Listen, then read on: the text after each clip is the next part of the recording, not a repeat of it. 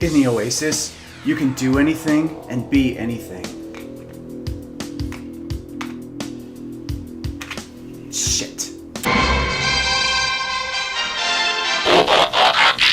Well, hello! Welcome back and thanks for tuning in. Ready Player One is here. You know, the movie about the world's largest Easter egg hunt, which ironically came out on the same weekend as the world's largest Easter egg hunt. Speaking of Easter eggs, as a huge thank you to my viewers, I've littered this video with references to the 80s in the form of sound bites, clips, and images. See how many you can spot. There's a list at the end of the video so you can see how many you got. Happy gunting. This story is right up my alley because I'm a geek, and I can prove it! Did you read the book? Did you see the movie? Well, you're in luck because I did both and I'm here to talk about it. And before we get started, I think there's a little something you should know. I'm a certified child of the 80s. I even stomped on down to the local arcade to check my joust skills and see if I'm as good now as I was then. So did the movie measure up? Was it the joyful romp through nerd and nostalgia-topia that people were expecting? You're about to find out. And as usual, I'm talking about all the things, so now's your chance to log out if you don't want to play the game. We join our hero Wade Watts in the dystopic United States of 2045 in Columbus, Ohio. The world they create in the movie doesn't seem as horrible as the one in the book, and we get the usual generic laundry list of problems that seem to plague stories set in dystopic societies. Overcrowding, limited resources, and day-to-day inconveniences, like having so little room in your house that your bed has to be on top of a laundry machine and spin cycle. Which isn't a total loss, if you know what I mean. But we don't get a lot of world building when it comes to why the world got that way. Outside of some quick exposition at the beginning of the movie from Wade, we kind of go full throttle into the Oasis, and I don't feel it's really set up as a thing that's necessary in Wade's world as much as it is a pastime. I felt like the movie kind of hollowed out the whole idea of the Oasis and just kind of makes it sound like this game that everyone is continuously playing. But that's not all they do in the Oasis. People actually attend school, go to work, go on vacation, and do normal every day-to-day things there too. In the 5 years leading up to the beginning of this story, not everyone, but most of the world had given up on the Easter egg hunt because nobody could solve the clues that Halliday left behind. Which is why the race scene doesn't really make any sense. Someone somewhere would have figured out in 5 years to just go backwards. What makes Wade awesome is that he's this guy from nowhere and has studied Halliday all his life and won't give up on looking for clues, which is why he succeeds in finding the first key and whipping the world back into a frenzy of hunting. Something I think Steven Spielberg is really good at is casting. I thought Ty Sheridan was great and has the lips of a Hollister model. I get a sense that he was really shortchanged in this film because some of the biggest moments that happened for his character were either left out or they were given completely to other characters. The prime example of this is Artemis being arrested and taken to IOI instead of Wade. That was such a big change that I felt he didn't even really get to be the hero of his own story. And we get to spend so little time with Wade Watts outside of the Oasis that I really didn't get a sense of who he was. So in the end, it was kind of hard to join him in his journey and root for him. I think this actor's future could be very bright, and I can't wait to see him in another movie where we get to see more of him. Olivia Cooke as Artemis I felt had the right aura of mystique, and I really liked her sassiness. I didn't quite understand why they had her doing things that she just never even remotely did in the book. I do feel that they took the mystery out of her identity by revealing the real person way too soon in the film. I love Mark Rylance. He is a trained British actor, classical theater, film, stage, you name it, he's done it. He can run Shakespeare circles around your ass. I felt he had just the right awkward touch of computer genius and the vulnerability of someone who really isn't used to having such unprecedented uber success. I thought his delivery was really honest and potent, and provided some of the funniest and some of the most poignant points in the film. The scene of his visit to his childhood bedroom and his goodbye to Wade is just... Ben Mendelsohn was fine as Nolan, if not a little stereotypical. What I mean by that is I don't really think he's the only person who could have played this role. And does anyone else feel really weird about him bringing up the Millennium Falcon in this film when he was in Rogue One? Some weird Star Wars unexplained vortex would have to open up because he's in this and he's in that. I thought Lena Waithe, Win Morizaki, and Philip Zhao were terrific as H, Dido, and Sho. But I do wish that they were all given a little bit more character development time. And I can fully point out that the book didn't really do that either. These aren't all of them, but from book to movie, this is my list of the biggest differences I noticed. Are you ready? Wade actually lives in Oklahoma City at the beginning of the book and then moves to Columbus, Ohio. Wade doesn't meet any of the other characters in person until almost the end of the story. Sho and Dido live in Japan. Ogden Morrow is actually a rich recluse and wants little to nothing to do with the Oasis outside of celebrating his birthday every year at the Distracted Globe. He doesn't spend his days curating the halls of Halliday's memories. Artemis never sends anyone to chloroform and kidnap Wade. Also, she's not leading any rebellion. Has anyone else noticed this resistance rebellion narrative popping up in like fucking everything lately? Since when did every movie have to become a movement? In Wade's apartment in Columbus, he has a simulated sex doll.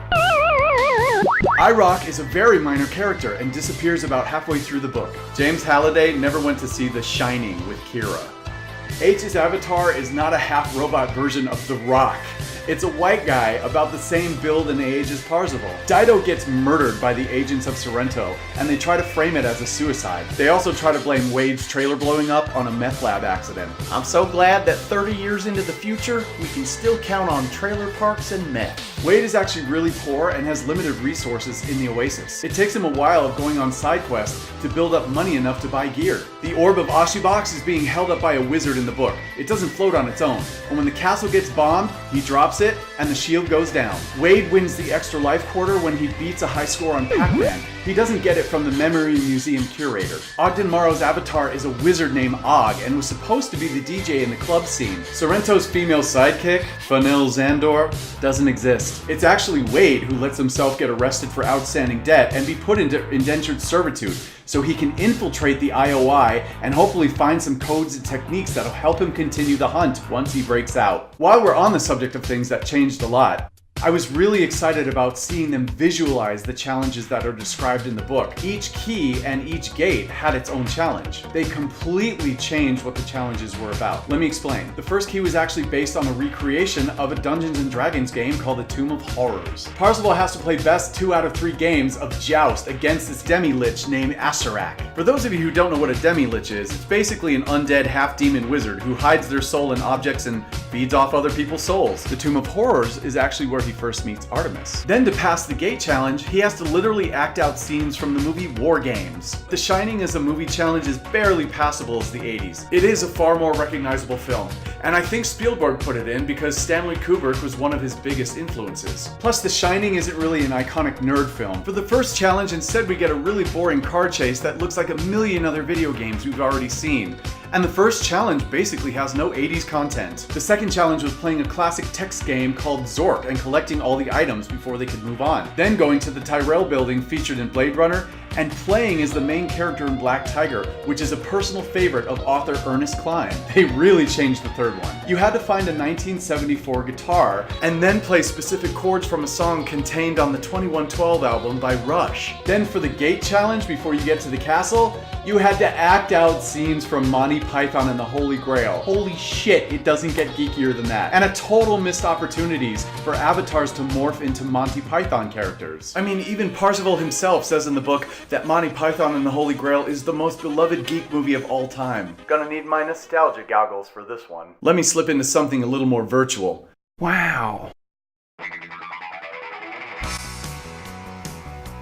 My name is Marzipan. Even when I was reading the book in the real world, it occurred to me what a licensing nightmare this story would be if it would ever to become a movie. Unless I missed them, I didn't see any references in the movie to Indiana Jones, Poltergeist, Close Encounters, Goonies, or even E.T., which killed me a little bit inside. Ouch. I think I read somewhere that Spielberg didn't want to be tagged for stroking his own ego by referencing a bunch of his own films as Easter eggs in this, and I commend him for that. But at the same time, I think that means we lost out on a lot of really great iconic 80s stuff making it into this film, damn it. Instead, Warner Brothers very cleverly used a ton of properties they already own and saved themselves piles of copyright and licensing paperwork. Pretty interesting how they solved that issue, but it also kinda sucks. If you're a Warner Brothers fan, you're gonna love the shit out of this movie. I'm sure you noticed Iron Giant, Batman, King Kong, and Marvin the Martian, all Warner Brothers. Even the game Adventure was owned by Warner at one time. So on screen, yeah, it works and it's passable, but it does feel a little bit like heavy-handed product placement. I had a a friend say she thought once they ran out of Warner Brothers stuff,